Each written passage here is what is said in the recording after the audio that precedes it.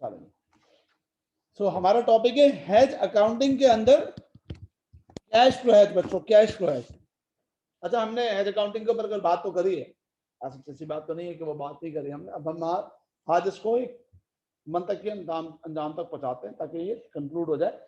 और basically hedge accounting के बाद, सुनिएगा ये बात, हेज अकाउंटिंग के बाद आपको ये रियलाइज होना चाहिए कि डेरिवेटिव अकाउंटिंग बेसिकली होती क्या टोटलिटी में।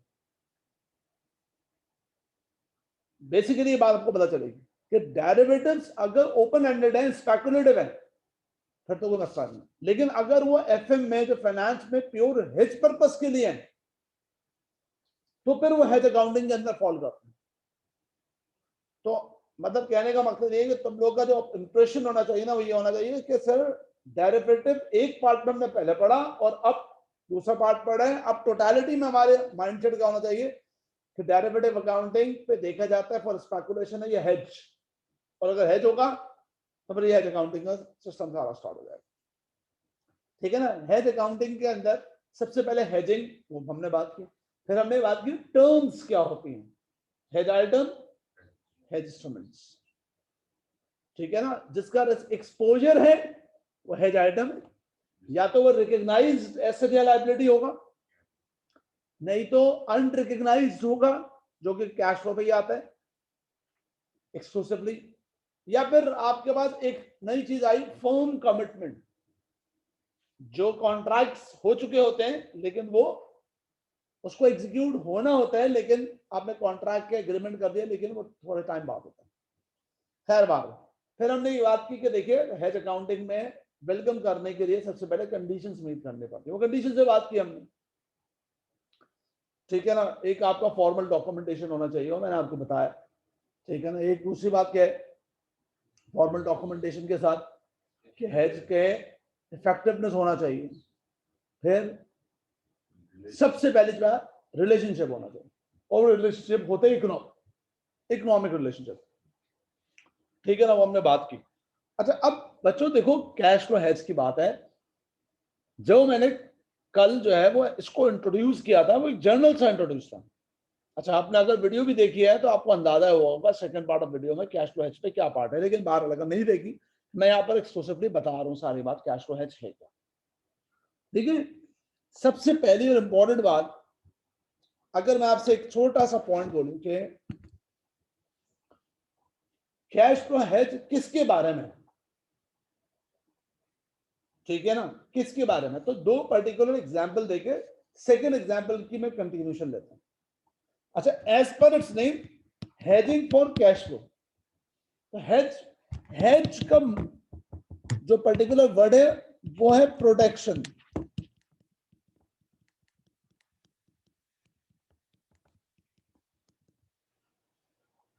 वो है प्रोटेक्शन, और यहां पे बचा प्रोटेक्शन किसका चाहिए, कैश फ्लो का, ठीक है ना। ये प्रोटेक्शन चाहिए हमें कैश फ्लो के अकॉर्डिंगली। अच्छा लेट सपोज मैं आपसे कहता हूं कि हमारा एग्जाम्पल 1 में अगर मैं बात करता हूं, आराम से सुनेगा, 31 दिसंबर 2019 हमारा रिपोर्टिंग डेट है। रिपोर्टिंग, इस रिपोर्टिंग डेट में हमें पता चला कि कंपनी ने 1 नवंबर 2019, आराम से सुनिएगा, लेट सपोज एक मशीन बाय की है, कर ली है मशीन बाय, लेकिन इसका अमाउंट पेएबल है दोस्तों, इसका अमाउंट जो है वो पेएबल है।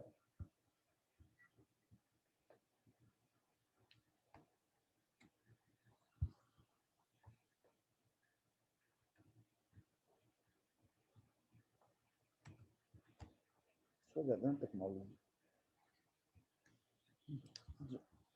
इसका अमाउंट पेएबल है। अच्छा इसका जो अमाउंट पेएबल है वो फॉरेन करेंसी बेस्ड है, कोई भी है, डॉलर है, कुछ भी है, ये हमने खरीदा था। हमने इसकी पेएबल की जो कमिटमेंट की थी ना दोस्त, वो कमिटमेंट की है मार्च 2020 में, कोई भी पहली जो भी आपको पास। अब हम रिपोर्टिंग डेट पे खड़े हैं, हमने ये देखा कि कंपनी ने जो ये ट्रांजैक्शन करी थी,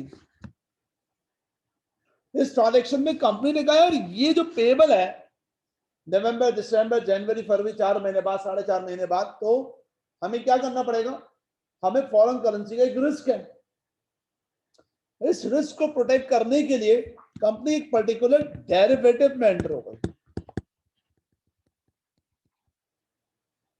कोई भी है, मिसाल के तौर पे फॉरवर्ड है, मिसाल के तौर पे फ्यूचर्स है,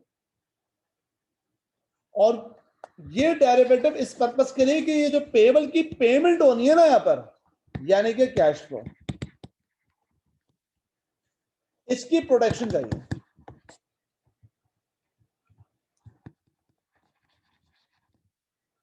मेरे इस पर्टिकुलर एग्जांपल पे एक बात की बड़ी क्लैरिटी है, और वो बात की क्लैरिटी क्या है दोस्तों,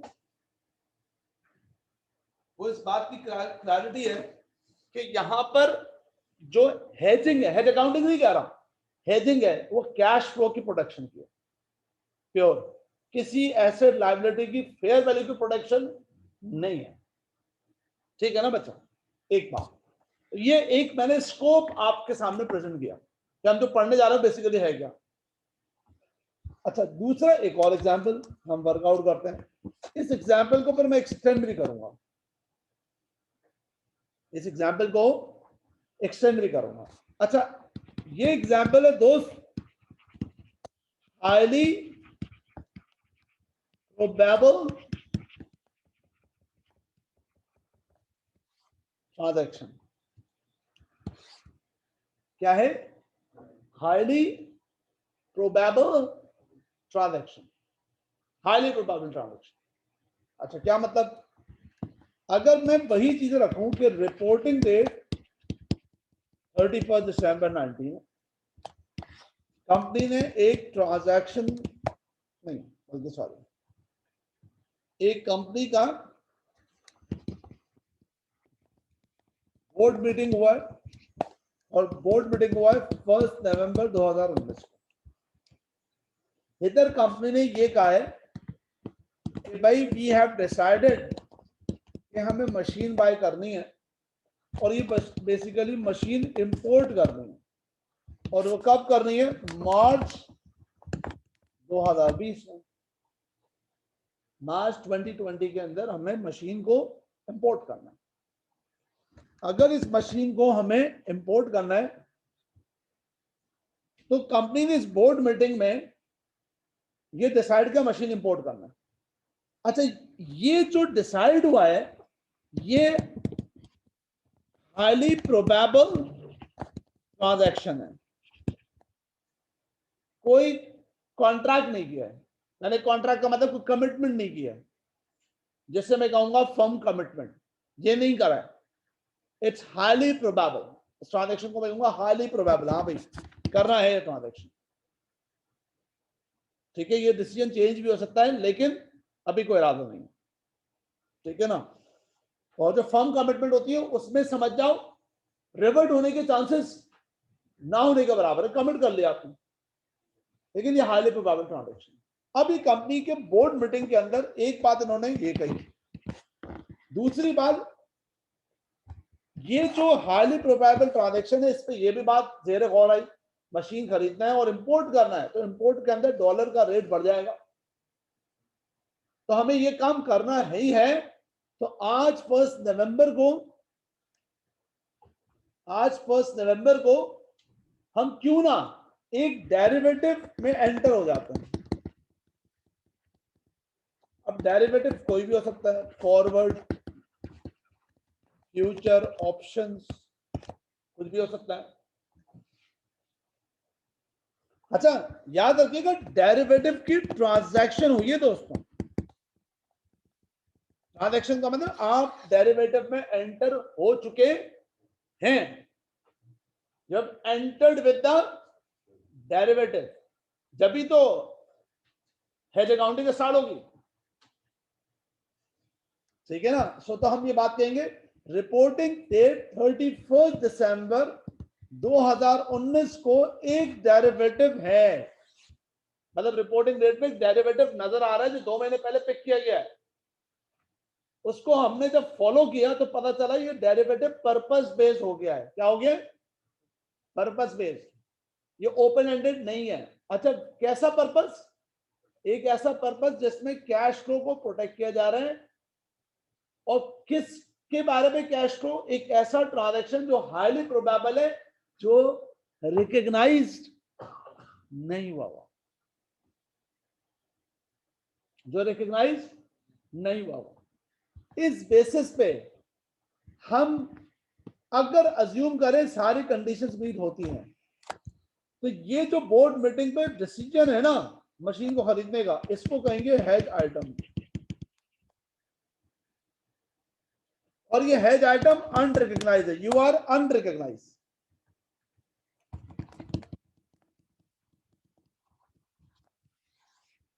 किस डेट को अनरिकॉग्नाइज है?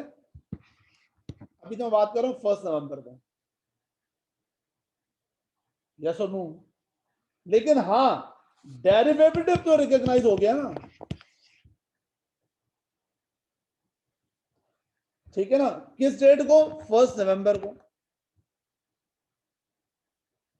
अब लेकिन हमारी स्टैंडिंग कहां पर है? 31 दिसंबर 2019 को। इस डेट तक पता ये चला डेरिवेटिव तो नजर आ रहा है, और डेरिवेटिव की वैल्यू भी अब डेवलप हो रही है। सही समझ रहे हैं ना? डेरिवेटिव की वैल्यू भी डिटरमिन हो रही है, लेकिन हेज आइटम हमें अपनी अकाउंटिंग में, अपनी बुक्स में नजर नहीं आ। पहले बताया था, समझ में आ रही बात भाई? ऑनलाइन में जितने लोग बैठे हुए, माशाल्लाह माशाल्लाह काफी लोग हैं, जरा रिप्लाई कर देगा प्लीज। भाई साहब ये बैग है, फ्लो नहीं है आपका, तो सही से बैठो तुम। इधर आ जाओ ना, यहाँ पर बाहर इधर आके बैठ जाओ, इस चेयर में बैठ जाओ। नहीं मैं पूछ नहीं रहा, बता रहा हूँ। आ गया ना, जब थोड़ा आप करीब रहते हैं ना, तो मुझे भी एक बड़ा हाँ सुकून मिलता है। एक इधर आता है कि हाँ यार एक बंदा आया है, कोई मजाक थोड़ी है पढ़ने के लिए। भाई इधर इधर आ जाना यार, जल्दी आ जाओ, इससे पहले कि मैं तूफान बदतमीजी बर्पा कर दूं यहाँ पर। इधर इधर आ गए सामने, बिल्कुल बिल्कुल मेरी नजरों के सामने होते हैं ना, तो एहसास ही मेरा पढ़ाने का कुछ और हो जाता है। एक बात बहुत जबरदस्त, ये जो है ना, ये एप्लीकेशन ऑनलाइन के ऊपर भी है, जरा झाँकते रहे बराए। तो भारत तो समझ रहे ना उसामा भाई? बेहतरीन हो गया बात। अभी एक तो सवाल ही पूछता हूँ आपसे, मैं उम्मीद करूंगा बेहतरीन जवाब देंगे आप।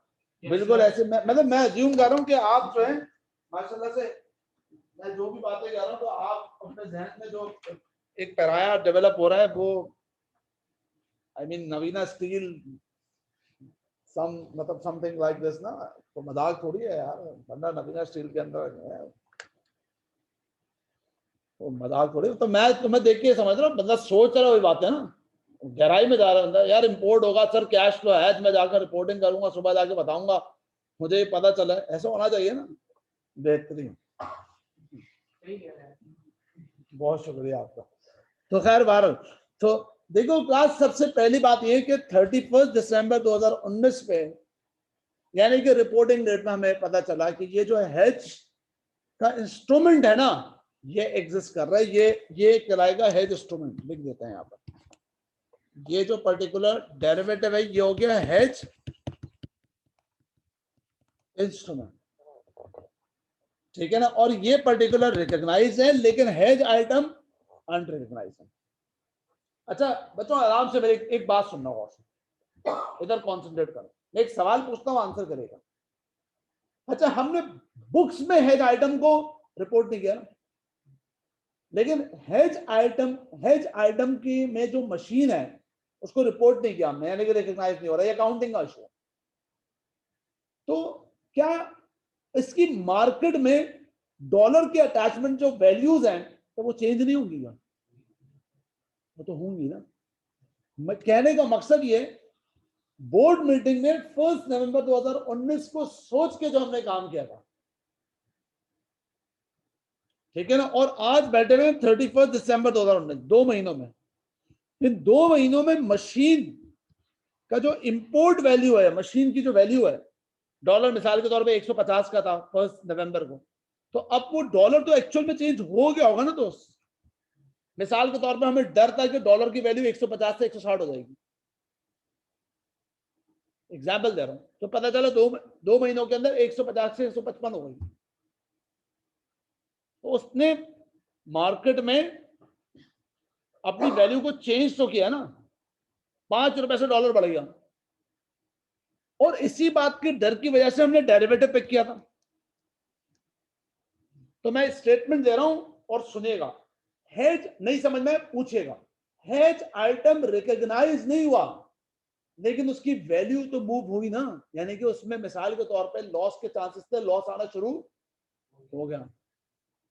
उस लॉस को उसी बेसिस पे जो डेरिवेटिव है और वो रिकॉग्नाइज है, वो हमें प्रोटेक्ट करना शुरू कर देगा और उसमें गेन आना शुरू हो जाएगा, लेकिन डेरिवेटिव रिकॉग्नाइज है। डेरिवेटिव क्या है? रिकॉग्नाइज है। मैं दोबारा से कहता हूं, हमें दूसरे तरीके से, हमें डेरिवेटिव में गेन और लॉस कैसे पता चलेगा? हाँ सही कह रहे हैं, डेरिवेटिव में गेन और लॉस हमें पता चलेगा इनवर्स रिलेशन से। मींस डेरिवेटिव की वैल्यू इसलिए बढ़ेगी क्योंकि एक्चुअल में उसमें लॉस नजर आ रहा होगा, किसमें? हेज आइटम के अंदर। दैट्स अ की पॉइंट। तो सवाल जब आएगा ना भी, तो सवाल में अगर तुम हो सकता है तो मुझसे पूछो ये डेरिवेटिव की वैल्यू डेवलप कैसे हो गई, तो उसमें हम देखेंगे वो हेज आइटम जो रिकॉग्नाइज नहीं हुआ लेकिन मार्केट में उसकी वर्थ क्या हो रही है? चेंज हो रही है। यानी कि हम निकाले $1,00,000 की मशीन और 1 नवंबर को 150 का डॉलर, 31 दिसंबर को 155 हो गया डॉलर। आपने बोला सर हेज आइटम में तो लॉस है, हाँ रिकॉग्नाइज नहीं हो रहा, लेकिन इसकी वजह से हेज इंस्ट्रूमेंट में क्या होगा? गेन। अच्छा गेन, आपके पास स्टेटमेंट दे रहा हूं, गेन हो सकता है कि ऐसा हो कि लॉस को पूरा कॉम्पनसेट कर ले या पार्शियल कॉम्पनसेट कर। नॉर्मली जो कस्टमाइज कॉन्ट्रैक्ट्स होते हैं जैसे फॉरवर्ड कॉन्ट्रैक्ट, वो पूरा कवर कर लेते हैं, लेकिन मार्केट के जो होते हैं वो कंप्लीट कवर नहीं कर रहे होते, पार्शियल कर रहे होते। ठीक है, तो भाई ये सबसे पहली बात है। अच्छा अब आसान तरीन बात, बिल्कुल बेटा बच्चों वाली बात, बिल्कुल यानी कि बहुत बेसिक, कुछ भी नहीं आ रहा ना पेपर में, एक बात तो आपको बताना चाहिए। क्या? दो स्टेप पे बता रहा हूं। हम रिपोर्टिंग डेट पे कैश फ्लो हेज पे, अगर पता चल जाए कैश फ्लो हेज है, रिपोर्टिंग डेट पे सिर्फ हेज इंस्ट्रूमेंट को रिकॉग्नाइज करते हैं, ठीक है ना। और रिपोर्टिंग डेट पे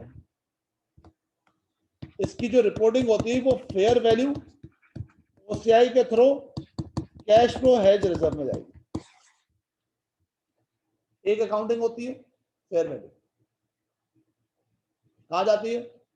ओसीआई में। कैश फ्लो हेज में डेरिवेटिव यानी कि जो हेज इंस्ट्रूमेंट बन गया है उसकी एक अकाउंटिंग होती है फेयर वैल्यू, लेकिन फेयर वैल्यू थ्रू ओसीआई, यानी कि इसके जितने भी गेन और लॉस है वो इक्विटी में जाएगा रिपोर्टिंग डेट में। एक बात। दूसरी बात जो टेक्निकल होगी, मैं पहले बता रहा हूं, सोने की नहीं हो रही, मैं पहले बता रहा हूं जो टेक्निकल होगी।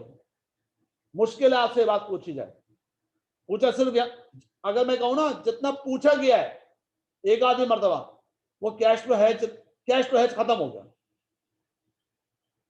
यही तक पूछा है। वो करते क्या ईयर एंड पे कैश फ्लो हेज बस खत्म, अच्छा। लेकिन एसबीआर कैलिबर के जो पेपर बन रहे हैं उसमें कोई बात नहीं है कि वो पूरी बात पूछे आपसे, ठीक है ना। और वो पूरी बात पता है क्या है? वो पूरी बात ये, सर ये बताओ ईयर एंड के बाद हम ओरिजिनली काम क्या कर रहे हैं ईयर एंड के बाद, यानी कि मार्च में हमें काम करना क्या था? इस मशीन को बाय करना था, और वो एक्चुअल में बाय कर रहे हैं। जब हम एक्चुअल में बाय करेंगे इसका मतलब है नाउ इट्स टाइम कि हेज आइटम क्या हो गया? हाँ रिकॉग्नाइज। जब हेज आइटम रिकॉग्नाइज होगा सर, तो ये तुमने जो अकाउंटिंग करी है ना सर, ये हेज इंस्ट्रूमेंट की ईयर एंड पे, और उसका जो गेन या लॉस तुमने अनरियलाइज किया हुआ है, अब उसको करना क्यों है? अब ये जो है ना क्वेश्चन मार्क,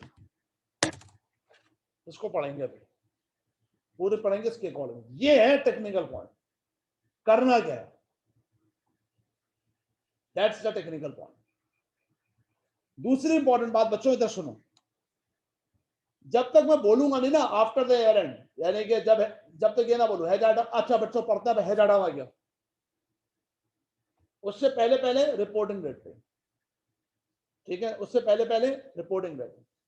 अच्छा अब रिपोर्टिंग डेट पे मैं तुम्हें बात बताता हूँ, रिपोर्टिंग डेट के अंदर एक और बात सुने, रिपोर्टिंग डेट पे एक छोटी सी बात।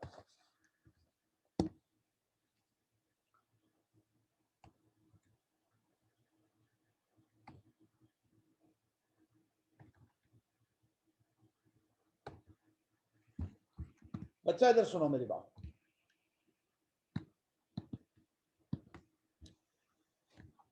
एग्जाम्पल दे रहा हूं वही वाली। 1 नवंबर 2019 को जो मशीन खरीदने का डिसीजन हुआ, वो कहा यार $1,00,000 लोकल करेंसी हमारी पी के आ रहा है, फॉरेन करेंसी यूएस डॉलर, ठीक है ना, और जो रेट चल रहा था ना वो 150 का था, ठीक है बच्चा। अच्छा अब वो हमने एक डेरिवेटिव बाय कर लिया, मिसाल के तौर पे डेरिवेटिव फ्यूचर्स है। अब हुआ ये 31 दिसंबर 2019 को ये जो रेट है ना बढ़ गया, 155 हो गया, $1,00,000 खरीदने थे, ₹5 से बढ़ गया। तो ये अब ये जो डिफरेंस है 5 मल्टीप्लाई बाय $1,00,000, यानी कि 5 लाख का हमें क्या हुआ है लॉस, सीधा सीधा नजर आ रहा है 5 लाख रुपए का क्या हो रहा है लॉस। भाई रिपोर्टिंग डेट तक सर डॉलर बढ़ गया, हाँ बढ़ गया, अबे यार अभी तो मार्च में करना है, अभी नजर आ रहा है पता नहीं इमरान खान क्या कर रहा है, $5 का डॉलर बढ़ गया, 5 लाख रुपए का सीधा सीधा लॉस नजर आ रहा है। अच्छा ये देखो, ये जो फ्यूचर हमने लॉक किया था, तो पता चलो उस वक्त हमने फ्यूचर 151.5 का लॉक किया था। अब मैं डिटेल में नहीं जा रहा ये कैसे मूव होता है फ्यूचर की प्राइस, बस मैं तुम्हें ये बता रहा हूं नंबर 1 कि फ्यूचर्स की जो वैल्यू है ना, फ्यूचर की वैल्यू,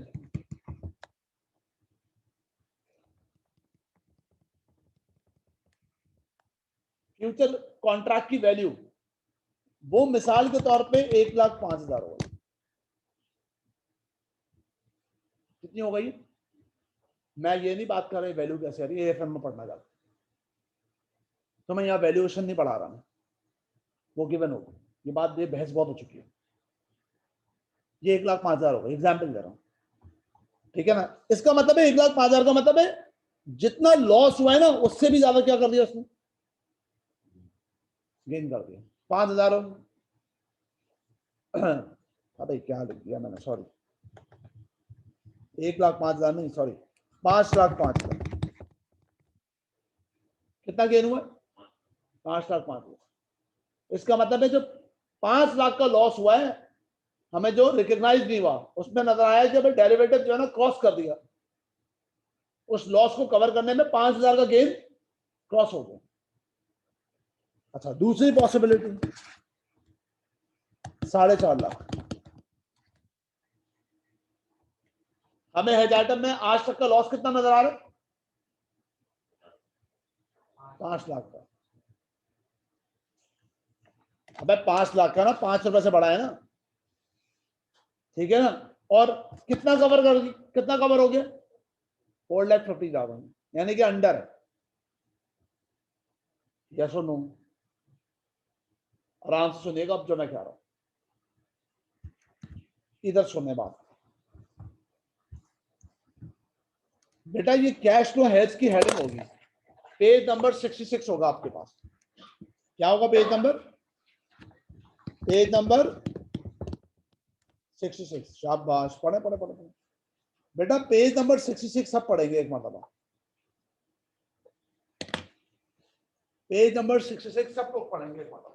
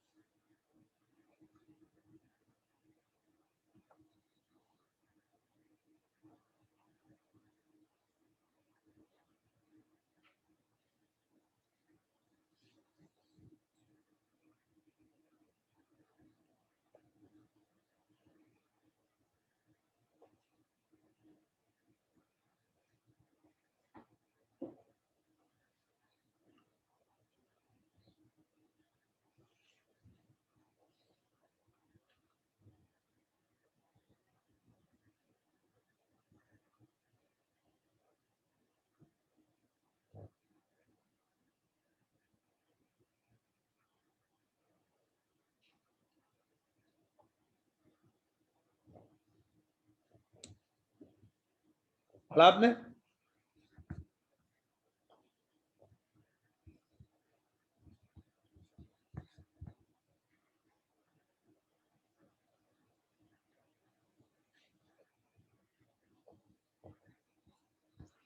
देखिए, मैं पढ़ता हूं आपके साथ। क्या लिखा हुआ है बच्चों, आराम से सुनो। कहता है कैश फ्लो हेज, कहते हैं hedge for the risk of change in value of future cash flows from recognised asset और लायबिलिटी और highly probable transaction that could affect PNL. मैंने दोनों एग्जांपल दिए, लेकिन मैं ज्यादा एग्जांपल स्ट्रेच कर रहा हूं। वो ट्रांजैक्शन जो अभी रिकॉग्नाइज नहीं हुआ है, मिसाल के तौर पे hedge relating to future cash flow from interest payment और फॉरेन एक्सचेंज रिसीप्ट्स भी हो सकता है, पेमेंट भी हो सकता है, are common cash flow hedge. जैसे मिसाल के तौर पर future US dollar sales of airline seats by UK company might be held hedge by US per sterling, US dollar per sterling forward contract to manage change in the exchange rates, cash flow hedge highly probable transaction. पहले बताओ समझ में आ रही बात? मैं payment की बात कर रहा हूं, इन्होंने क्या बात की? रिसीप्ट की। अनरिकॉग्नाइज्ड है या हेज है, लेकिन सेल का क्या है? क्या है, एक एयरलाइन कंपनी है, उसको सेल करना है डॉलर्स पे, अगले 6 महीने में डॉलर का मतलब फॉरेन करेंसी का फ्लक्चुएशन का मैटर उसने हेज करा दी, तो सेल तो अभी हुई नहीं है, यस और नो, और उसकी बेस पे ट्रांजैक्शन करा दी। अच्छा, अब आगे सुना, अगर ऐसा है, छोड़ दे दूसरी example. The point is that accounting treatment, reporting date, accounting treatment कब? Reporting date. The hedge instrument is accounted for as follows, effective portion, ineffective portion. समझ में आया कुछ? और क्या कहता है? The portion of the gain और loss on the hedge instrument that is effective, that is up to the value of loss or gain of the cash flow hedge is recognized OCI। क्या मतलब? कोई मुझे apply कर सकते हैं? अगर मैं कहता हूं हेज आइटम में 5 लाख का लॉस है, और अगर सिचुएशन नंबर 1 आई है, तो इफेक्टिव पोर्शन कितना है? 5 लाख। ठीक है ना? यानी कि 5 लाख तक ये इफेक्टिव जो है ना, इफेक्टिव वो 5 लाख है, और जो इनइफेक्टिव है ना, वो कितना है? 5,000। ये कहां जाएगा? ओसीआई में, और ये कहां जाएगा? Income statement. लेकिन मुझे बताओ, अगर सिचुएशन नंबर 2 हुई, यानी कि हेज आइटम में मुझे लॉस हुआ है 5 लाख का, लेकिन मुझे कवर कितना मिला है? 450,000, तो इनइफेक्टिव कितना है? 0। इनइफेक्टिव कितना है? यहां पर सिर्फ इफेक्टिव है, और कितना इफेक्टिव? 4,50,000 ओसिया में जाए। आसान तरीन बात ये बेटा, पता है ये बोलना क्या चाह रहा है सर? सीधी सी बात ये बोलना चाह रहा है कि देखें, हम जो हेज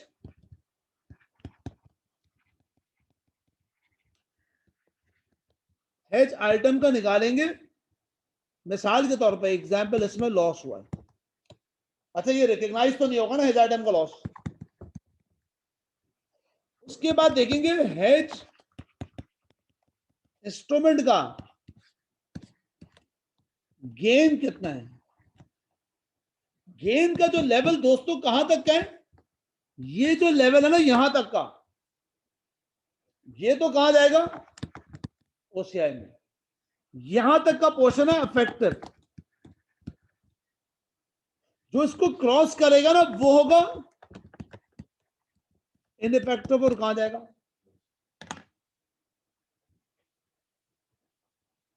लेकिन हो सकता है हेज इंस्ट्रूमेंट इफेक्टिव को पूरा क्रॉस करे ही ना, ठीक है ना, रेंज सिर्फ इसके अंदर अंदर हो बस,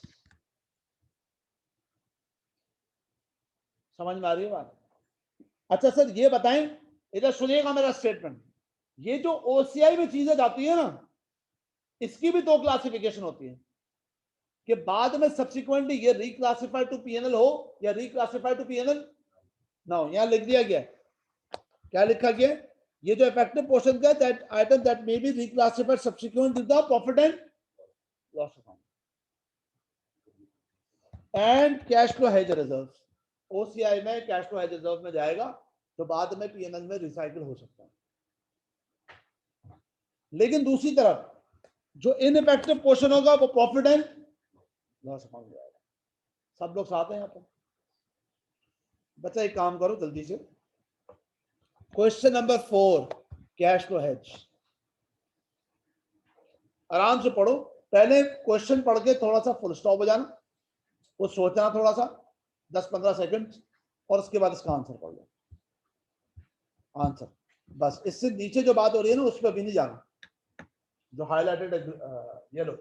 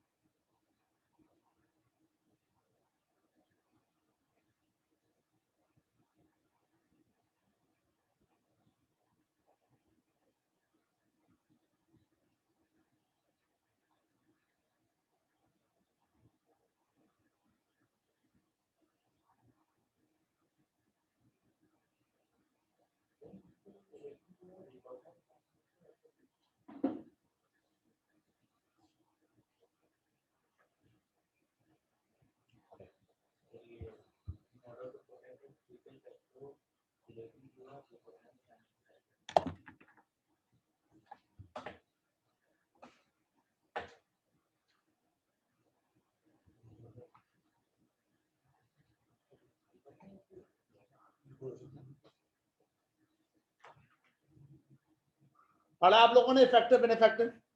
अच्छा पहली बात भाई, कैश को हेज रिजर्व है ना, सॉरी कैश को हेजिंग तो है ना, हमने जितनी एग्जाम्पल पढ़ी है ना, मैंने तुम्हें क्या बात की, मैंने तुम्हें ये बात की, देखो 2 एग्जाम्पल बताई, एक को मैंने ज्यादा स्ट्रेस नहीं किया कि मशीन मैंने बाई कर रही है, पेमेंट बाद में कर रही है,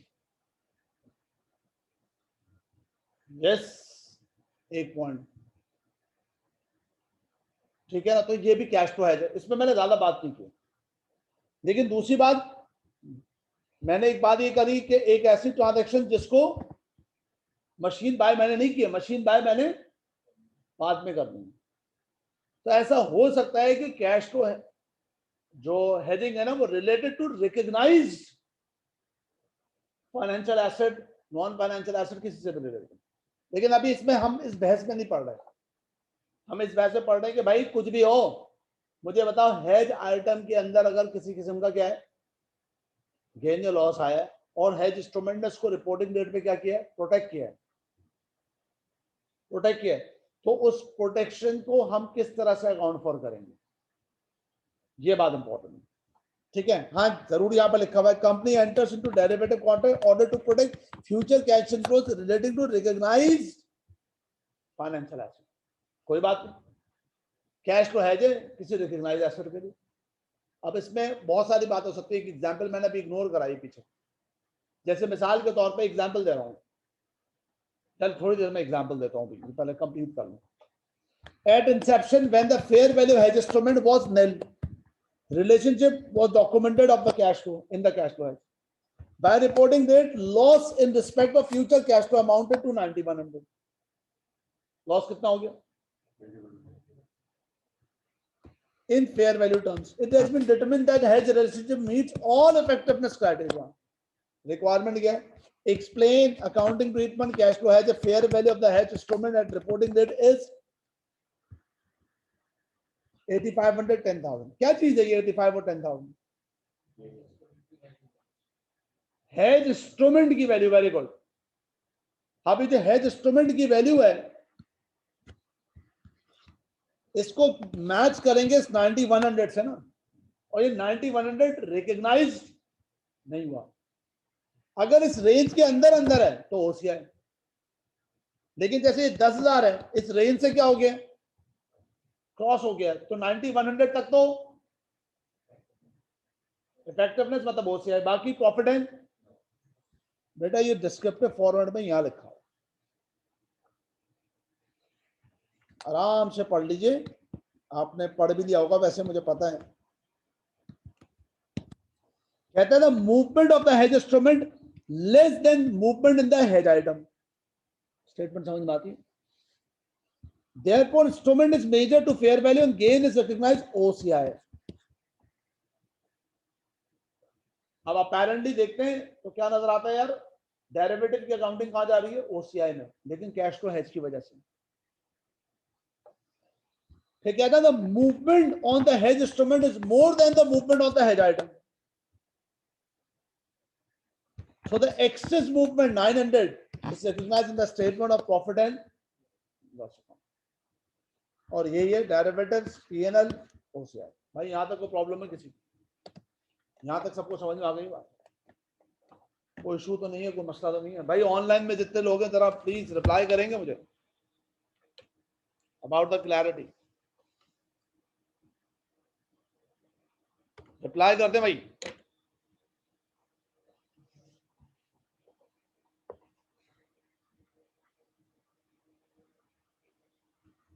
वेरी गुड, वेरी गुड। अच्छा, अब हमें जो नेक्स्ट पार्ट पढ़ना है वो क्या है, हेज आइटम सब्सिक्वेंटली। क्या मतलब सब्सिक्वेंट? ये तो भाई मतलब अगर मैं यहां तक बात करूं ना, हो गई बात खत्म, डन, कंप्लीट। अब ये जो बात होगी ना वो एक्स्ट्रा होगी कि सब्सिक्वेंटली अगर हमें क्या करना है, अगर हेज आइटम आ जाता है तो फिर रिपोर्टिंग डेट पे हमने जो रिपोर्टिंग की उसके बाद क्या होगा आगे, ये हमने पढ़ना है। लेकिन मैं चाहता हूं इससे पहले एक छोटा सा एग्जाम के लेवल क्वेश्चन करना है ना भाई, ब्रेक ब्रेक तो नहीं चाहिए ना? चलो 1 मिनट रुक जाओ यार, मैं जरा थोड़ा सा अपने प्लान में चेंज लेके आता हूं, तुम लोग की मैं थोड़ा सा एनवायरनमेंट लेके, 1 मिनट रुकिएगा जरा। ठीक, क्लास में एक बार मैं रिपीट कर देता हूं, बॉस की थी मैंने रिकॉर्डिंग, ये एक पर्टिकुलर क्वेश्चन है, आर्ट रेट